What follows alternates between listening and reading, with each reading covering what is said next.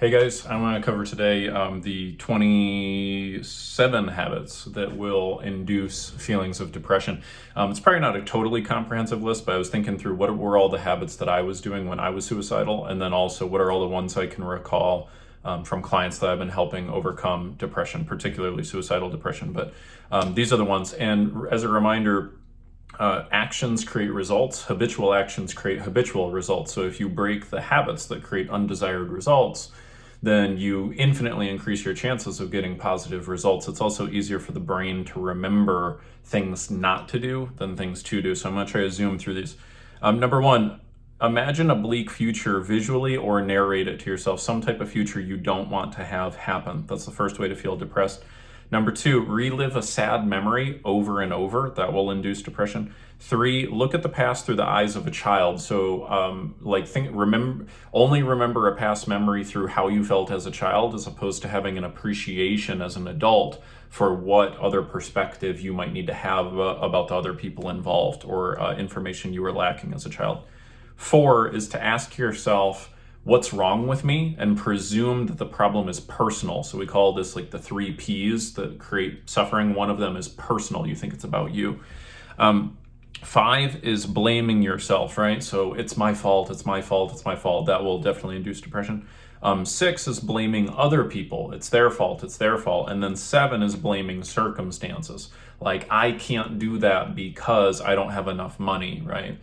So blame really makes up all of those habits. Blame is a totally different thing than responsibility. We'll talk about that in a minute, but blaming will always make you feel depressed. 8 is to use the word can't too much, or to presume that you have a limitation that is inherent rather than circumstantial. So for example, let's say you are not getting what the money, making the money you want in your career, believing that you just simply can't make the money that you want, rather than realizing that the money that you're making is based off of your current decisions and circumstances, and that you can make new decisions to put yourself in new circumstances to make different money, learn new skills, go to new opportunities, things like that.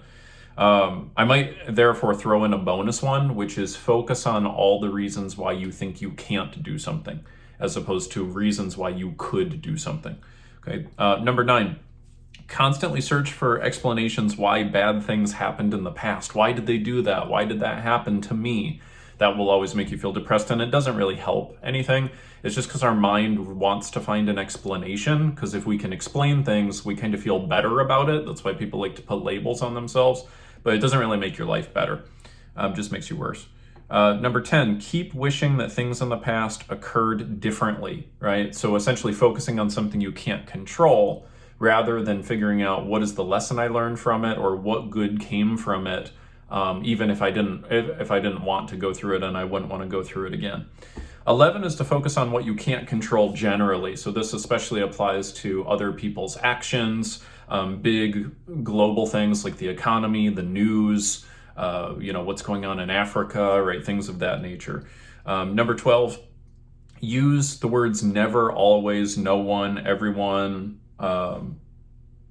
everybody, right? Things like that. Every time, everything. And so we call these universals. So when you take something like, oh, I made a mistake, and then you turn that into, I always make mistakes. Or if somebody didn't call you back, and then you say, no one ever cares about me, that will induce major feelings of sadness and depression.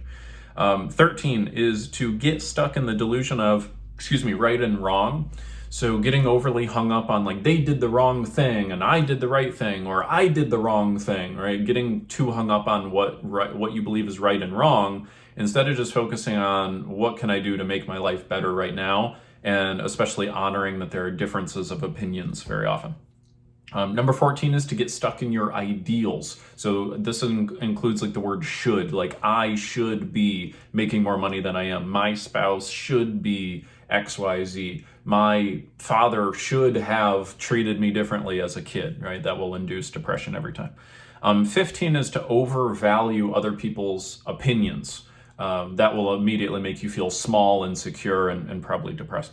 16 is to believe that you must be perfect. This is another version of getting stuck in your ideals. The reason why it makes us feel depressed is perfection's not obtainable. And when we think that we have to be perfect or else, then the only option is we feel that we're failing, right? Because we're not perfect, so therefore we just feel like we're a total failure, as opposed to figuring out a different goal that we want for ourselves. 17 is to tell yourself that you don't deserve things, that you don't deserve good things, that you don't deserve, like when people are loving to you, gracious to you, kind to you, you say, no, I don't deserve that. That'll make you feel depressed. 18 is to not take responsibility for solving your problems. Now, break the word responsibility into response-ability, or ability to respond, meaning taking responsibility doesn't mean that like it's all your fault for where you're at this exact time. Could be that somebody did something that did affect you adversely, but it's your responsibility to like gather up your tools and your resources and say, great, I have to figure this out. No one's going to come change my life for me. So I need to, work on improving this. And you can of course ask for help and get new guidance and things like that. But if you just like say, nope, I'm not responsible, or, just don't take action, you're going to feel depressed. Number 19 is overly focus on yourself and your own problems, as opposed to focusing on how you can contribute to other people. That was a big reason why I was depressed majorly before. And once I started to revolve my life around contributing to other people, I found a lot more joy in my life. 20 is to want other people to understand you more than you seek to understand them and appreciate their point of view, which again is another version of focusing on ourselves. 22, presume that things will never change, right? This is probably one of the big ones, right? Where you don't know for sure what the future is going to hold, but you will imagine that you do know, right? And we have all done this. Anytime we do this, it makes us feel depressed. 23 is to use all or nothing thinking. So like I either make this amount of money or I'm a total failure, or I either get this type of response from my spouse or our marriage can't work, or things like that, where you feel like you're losing all the time. 24 is to not take action to make your life better. And what I really mean here is take small actions. So this comes again when we think all or nothing. And so because we think, oh, well, it's either all or it's nothing, then we feel like it's nothing, and then we don't take action.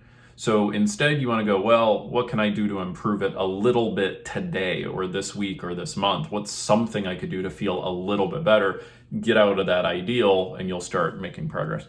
25, repeat the same story of disempowerment to yourself.